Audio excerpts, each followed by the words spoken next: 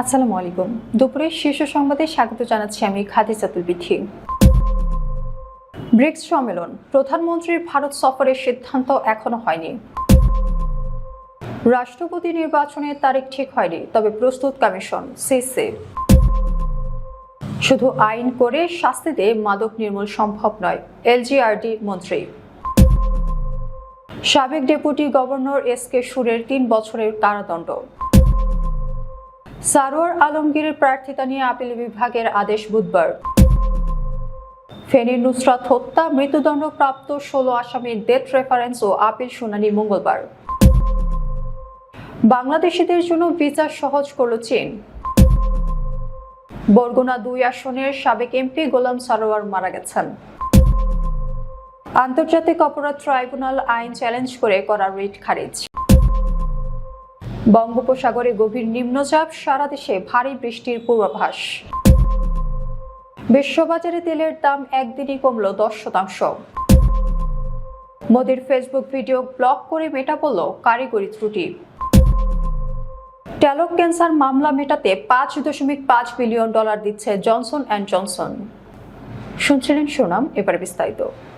ভারতে অনুষ্ঠিত হতে যাওয়া ব্রিক্স সম্মেলনে যোগ দিতে প্রধানমন্ত্রী তারেক রহমানের সফরের বিষয়ে এখনও কোনো চূড়ান্ত সিদ্ধান্ত নেওয়া হয়নি বলে জানিয়েছেন প্রধানমন্ত্রীর তথ্য উপদেষ্টা ডক্টর জাহিদুর রহমান। মঙ্গলবার বেলা 12টার দিকে আয়োজিত এক সংবাদ সম্মেলনে তিনি তথ্য জানান। ডক্টর জাহিদুর রহমান বলেন, বাংলাদেশ ব্রিক্সের সদস্য নয়, তবে ভারতের অনুষ্ঠেয় এবারের ব্রিক্স সম্মেলনে অংশ নেওয়ার জন্য ভারতের প্রধানমন্ত্রী নরেন্দ্র মোদী প্রধানমন্ত্রী তারেক রহমানকে আমন্ত্রণ জানিয়েছেন। প্রধান নির্বাচন কমিশনার এএমএম নাসির উদ্দিন বলেছেন, রাষ্ট্রপতি নির্বাচনের তারিখ ঠিক হয়নি, তবে প্রস্তুত রয়েছে কমিশন। মঙ্গলবার বেলা 12:15টার দিকে জাতীয় সংসদের ভারপ্রাপ্ত স্পিকার ব্যারিস্টার কায়সার কামালের সঙ্গে বৈঠক শেষে সাংবাদিকদের তিনি এসব কথা বলেন। এর আগে দেশের 23তম রাষ্ট্রপতি নির্বাচন সামনে রেখে জাতীয় সংসদের ভারপ্রাপ্ত স্পিকার ব্যারিস্টার কায়সার কামালের সঙ্গে বৈঠক করছে নির্বাচন কমিশন। বেলা 11টার দিকে এই বৈঠক শুরু হয়। 24শে জুলাই রাষ্ট্রপতি মোহাম্মদ শাহাবুদ্দিন পদত্যাগ করেন। তিনি জাতীয় সংসদের স্পিকারের কাছে আনুষ্ঠানিকভাবে পদত্যাগপত্র জমা দেন। সংবিধানের 50 অনুচ্ছেদ অনুযায়ী তার স্বাক্ষরিত পদত্যাগপত্র স্পিকারের কাছে পাঠানো হয়। এলজিআরডি মন্ত্রী মির্জা ফখরুল ইসলাম আলমগীর বলেছেন, শুধুমাত্র আইন করে শাস্তিতে মাদক নির্মূল করা সম্ভব নয়। রাজনৈতিক দল সহ সবাইকে নিয়ে সামাজিক আন্দোলনের মধ্য দিয়ে মাদক নির্মূল করতে হবে। মঙ্গলবার দুপুরে ঠাকুরগাঁও জেলা প্রশাসক সম্মেলন কক্ষে আয়োজিত মাদক বিরোধী সভা শেষে সাংবাদিকদের এসব কথা বলেন তিনি। মির্জা ফখরুল ইসলাম আলমগীর বলেন, ঠাকুরগাঁয়ের সকলকে সম্পৃক্ত করে মাদক বিরোধী অভিযান শুরু করা হয়েছে। এই আন্দোলনকে একটি সামাজিক আন্দোলনে পরিণত করতে চাই, এছাড়া বিকল্প কোনো পথ নেই। সবাই মিলে ইতিবাচক ভূমিকা পালন সহ মাদক বিরোধী প্রচার প্রচারণার মাধ্যমে এগিয়ে যেতে হবে। সম্পদের হিসাব বিবরণী নির্ধারিত সময়ের মধ্যে দাখিল না করার অভিযোগে করা দুর্নীতি দমন কমিশনের এক মামলায় বাংলাদেশ ব্যাংকের সাবেক ডেপুটি গভর্নর শীতাংশু কুমার চৌধুরীকে 3 বছরের কারাদণ্ড দিয়েছেন আদালত। মঙ্গলবার ঢাকার বিশেষ জজ আদালত 2-এর বিচারক আয়েশা নাসরিন এই আদেশ দেন। দুদকের প্রসিকিউটর এস.এম. আবুল কালাম রায়ের বিষয়টি নিশ্চিত করেছেন। এর আগে 15 জুলাই দুদক ও আসামি পক্ষের যুক্তিতর্ক উপস্থাপন শেষে আদালত 28 জুলাই রায়ের দিন নির্ধারণ করেন। রায় ঘোষণার জন্য মঙ্গলবার সকাল 9:30টার দিকে এস.কে. সুরের কেরানীগঞ্জ কেন্দ্রীয় কারাগার থেকে আদালতে আনা হয়। পরে তাকে এজলাসে হাজির করা হলে আদালত 3 বছরের কারাদণ্ডের রায় ঘোষণা করেন। রায় ঘোষণার পর তাকে আবার কারাগারে পাঠানো হয়। আদালত রায় শোনার পর এস.কে. সুর বিস্ময় প্রকাশ করেন। ত্রয়োদশ জাতীয় সংসদ নির্বাচনে চট্টগ্রাম 2 আসনে বিএনপির প্রার্থী সারোয়ার আলমগীরের প্রার্থিতা নিয়ে আপিল বিভাগের আদেশ বুধবার। এই রায় ও আদেশের পর জানা যাবে সারোয়ার আলমগীর সংসদ অধিবেশনে অংশ নিতে পারবেন কিনা। মঙ্গলবার প্রধান বিচারপতির নেতৃত্বাধীন 4 সদস্যের আপিল বিভাগের বেঞ্চ রায়ের জন্য এই দিন ধার্য করেন। বিএনপির প্রার্থী সারোয়ার আলমগীরকে শপথ পড়ানোর পর জাতীয় সংসদের অধিবেশনে যোগদান থেকে বিরত রাখতে করা আপিল আবেদনের ওপর মঙ্গলবার রায় হওয়ার কথা থাকলেও তা হয়নি। এদিন বিষয়টির ওপর আবারও শুনানি অনুষ্ঠিত হয়। শুনানি শেষে আপিল বিভাগ বুধবার রায় ঘোষণার জন্য দিন ধার্য করেন। সারোয়ার আলমগীরের প্রার্থিতা বহাল রেখে নির্বাচন কমিশনের দেওয়া সিদ্ধান্তকে অবৈধ ঘোষণা করেন হাইকোর্ট। ওই রায়ের বিরুদ্ধে আপিল করেন চট্টগ্রাম 2 আসনের জামায়াতের প্রার্থী মোহাম্মদ নুরুল আমিন। ফেনীর মাদ্রাসা ছাত্রী নুসরাত হত্যা মামলায় মৃত্যুদণ্ডপ্রাপ্ত 16 আসামির হাইকোর্টে ডেথ রেফারেন্স ও আপিল শুনানি অনুষ্ঠিত হবে। মঙ্গলবার যে কোনো সময় শুনানির কথা রয়েছে।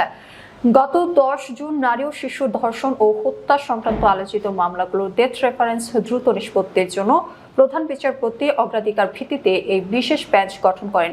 এরই ধারাবাহিকতায় নুসরাত হত্যা মামলাটি শুনানির জন্য তালিকাভুক্ত করা হয়েছে। মামলার নথি সূত্রে জানা যায়, 2019 সালে 6 এপ্রিল ফেনীর সোনাগাছি ইসলামিয়া সিনিয়র ফাজিল মাদ্রাসার অধ্যক্ষের বিরুদ্ধে করা যৌন হয়রানির অভিযোগে প্রত্যাহারে অস্বীকৃতি জানানোয় মাদ্রাসা ছাত্রী নুসরাত জাহান রাফিকে আগুনে পুড়িয়ে হত্যা করা হয়। গুরুতর দগ্ধ অবস্থায় চিকিৎসাধীন থাকার পর একই বছরে 10 এপ্রিল তার মৃত্যু হয়। বাংলাদেশি ব্যবসায়ী, উদ্যোক্তা ও দর্শনার্থীদের জন্য 140তম China import and export fair উপলক্ষে ভিসা আবেদন প্রক্রিয়া সহজ করেছে ঢাকায় অবস্থিত চীনা রাষ্ট্রদূত। মঙ্গলবার দূতাবাসের এক বিজ্ঞপ্তিতে এই তথ্য জানানো হয়। এতে বলা হয়, আগামী 15 অক্টোবর থেকে 4 নভেম্বর 2026 পর্যন্ত চীনের গুয়াংজু শহরে 3 ধাপে অনুষ্ঠিত হবে বিশ্বের অন্যতম বৃহৎ বাণিজ্য প্রদর্শনী 140তম ক্যান্টন ফেয়ার। এ উপলক্ষে বাংলাদেশে অংশগ্রহণকারীদের জন্য বিশেষ ভিসা সুবিধা চালু করা হয়েছে। বিজ্ঞপ্তিতে বলা হয়, ক্যান্টন ফেয়ারে অংশ নিতে ভিসা আবেদনকারীদের 140তম ক্যান্টন ফেয়ারে অফিসিয়াল আমন্ত্রণপত্র জমা দিলেই হবে। এটি ভিসা আবেদনের প্রধান ও আবশ্যিক নথি হিসেবে বিবেচিত হবে। তবে আবেদনকারীরা চাইলেই অতিরিক্ত সহায়ক নথি হিসেবে পূর্ববর্তী চীনা ভিসা, ভ্রমণের রেকর্ড বা প্রতিষ্ঠানের গ্যারান্টি লেটার সংযুক্ত করতে পারবেন। বরগুনা 2 আসনের সাবেক সংসদ সদস্য গোলাম সরোয়ার হিরু মারা গেছেন। সোমবার দিবাগত রাত 1টার দিকে রাজধানীর বারটিম হাসপাতালে চিকিৎসাধীন অবস্থায় তিনি ইন্তেকাল করেন। ইন্না লিল্লাহি ওয়া ইন্না ইলাইহি রাজিউন। বিষয়টি নিশ্চিত করেছেন তার সহধর্মিণী ও কালমেঘা ইউনিয়ন পরিষদের সাবেক চেয়ারম্যান বেগম নূর আফরোজা হ্যাপি। তিনি 1949 সালে 30 আগস্ট বরগুনা পাথরঘাটা উপজেলার কালমেঘা ইউনিয়নে জন্মগ্রহণ করেন। পারিবারিক সূত্রে জানা গেছে, তিনি দীর্ঘদিন ধরে বার্ধক্যজনিত নানা শারীরিক জটিলতায় ভুগছিলেন। শারীরিক অবস্থার অবনতি হলে প্রথমে তাকে ল্যাভেট হাসপাতালে ও পরে বারটিম হাসপাতালে ভর্তি করা হয়। সেখানে চিকিৎসাধীন অবস্থায় তিনি শেষ নিঃশ্বাস ত্যাগ করেন। আন্তর্জাতিক অপরাধ ট্রাইব্যুনাল আইনের বৈধতা চ্যালেঞ্জ করে হাইকোর্টের রিট আবেদন খারিজ করা হয়েছে। মঙ্গলবার বিচারপতি খিজির আহমেদ চৌধুরী ও বিচারপতি মোহাম্মদ জিয়াউল হকের হাইকোর্ট বেঞ্চ এই আদেশ দেন। সুপ্রিম কোর্টের জ্যেষ্ঠ আইনজীবী মোহাম্মদ মহসিন রশিদ এই রিট করেন। রিট আবেদনের 1973 সালের আইনটিকে অপ্রচলিত, কার্যকারিতাহীন এবং রাজনৈতিক প্রতিপক্ষ দমনের হাতিয়ার হিসেবে আখ্যায়িত করে তা বাতিলের পদক্ষেপ নিতে সরকারের প্রতি নির্দেশনা চাওয়া হয়েছে। রিটে বলা হয়েছে, 2009 সাল থেকে অকার্যকর আইনটিকে রাজনৈতিক উদ্দেশ্যে পুনর্জীবিত করা হয় এবং তৎকালীন বিরোধী দলের নেতাদের টার্গেট করে বিচারিক হত্যার মাধ্যমে রাজনৈতিক প্রতিপক্ষ নির্মূলে এটি ব্যবহার করা হয়। উত্তর পশ্চিম বঙ্গোপসাগর ও তৎসংলগ্ন উপকূলীয় এলাকায় অবস্থানরত মৌসুমী নিম্নচাপটি ঘনীভূত হয়ে গভীর নিম্নচাপে পরিণত হয়েছে। এর প্রভাবে রাজধানী ঢাকা সহ সারা দেশে ভারী বর্ষণ ও দমকা হওয়ার পূর্বাভাস দিয়েছে বাংলাদেশ আবহাওয়া অধিদপ্তর। মঙ্গলবারের আবহাওয়ার পূর্বাভাসে বলা হয়েছে, ঢাকার আকাশ মেঘলা থেকে অস্থায়ীভাবে মেঘাচ্ছন্ন থাকতে পারে এবং হালকা বৃষ্টি বা বজ্রসহ বৃষ্টি হতে পারে। এ সময় দক্ষিণ বা দক্ষিণ পূর্ব দিক থেকে ঘন্টায় 10 থেকে 15 কিলোমিটার বেগে বাতাস প্রবাহিত হওয়ার সম্ভাবনা রয়েছে।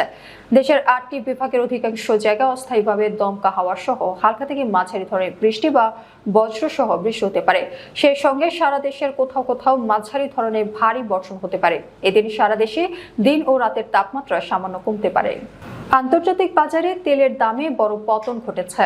যুক্তরাষ্ট্র ও ইরানের মধ্যে কূটনৈতিক সমাধানের সম্ভাবনা জোরালো হওয়ায় বিশ্ববাজারে অপরিশোধিত জ্বালানি তেলের দাম একদিনেই কমেছে 10% বেশি। বার্তা সংস্থা আনাতোলু জানায়, সোমবার আন্তর্জাতিক বাজারে অপরিশোধিত জ্বালানি তেলের দাম 10% বেশি কমেছে। এদিন বাংলাদেশ সময় মধ্যরাত 12টা 45 মিনিট পর্যন্ত আন্তর্জাতিক মানদণ্ড ব্রেন্ট ক্রুড প্রতি ব্যারেল বিক্রি হয়েছে প্রায় 88.6 মার্কিন ডলারে। আগের দিনের 91.68 ডলার থেকে এর দাম কমেছে 10.4%। একই সময় যুক্তরাষ্ট্রের মানদণ্ড ওয়েস্ট টেক্সাস ইন্টারমিডিয়েট অপরিশোধিত তেলের দাম 8% কমে প্রতি ব্যারেল 82.35 ডলারে নেমে আসে। ভারতের প্রধানমন্ত্রী নরেন্দ্র মোদীর একটি ফেসবুক ভিডিও সরিয়ে নেওয়ার ঘটনায় দুঃখ প্রকাশ করেছে মেটা।